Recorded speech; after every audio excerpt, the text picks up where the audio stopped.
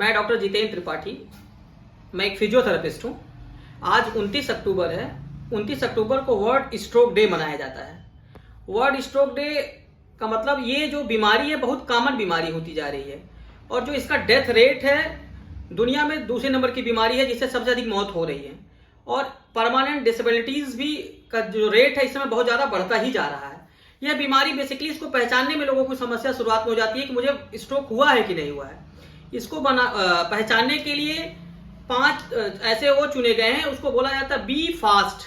B for balance, मतलब ऐसे आदमी को शुरुआत में चलने में समस्या होने लगती है। ई फॉर आइज, आंख जो होती है उसकी ड्रॉलिंग हो जाती है, आंख में थोड़ी प्रॉब्लम दिखने लगती है। या फॉर फेस, फेस जो होता है एक साइड लटकने लगता है, उसको बोलने में दिक्कत होने लगती है।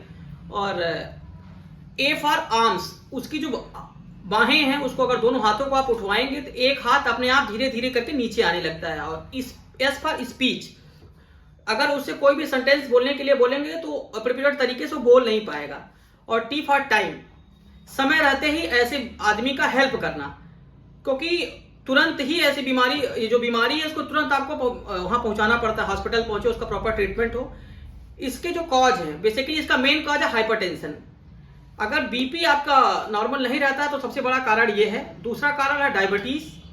तीसरा कारण है कार्डिक कोई बीमारी हो, हार्ट से रिलेटेड कोई बीमारी हो, हैवी स्मोकर हो, या कोलेस्ट्रॉल का उसका इम्बैलेंस ज्यादा रहता हो, या फिजिकल इनएक्टिविटीज हो और ओबेस पेशेंट मतलब मोटा आदमी हो। जो ये बीमारी होती है ये 2 तरीके की बीमारी है। एक होता है इस्केमिक स्ट्रोक और दूसरा होता है हेमरेजिक। इस्केमिक स्ट्रोक में क्या होता है कि ये most common type of stroke है।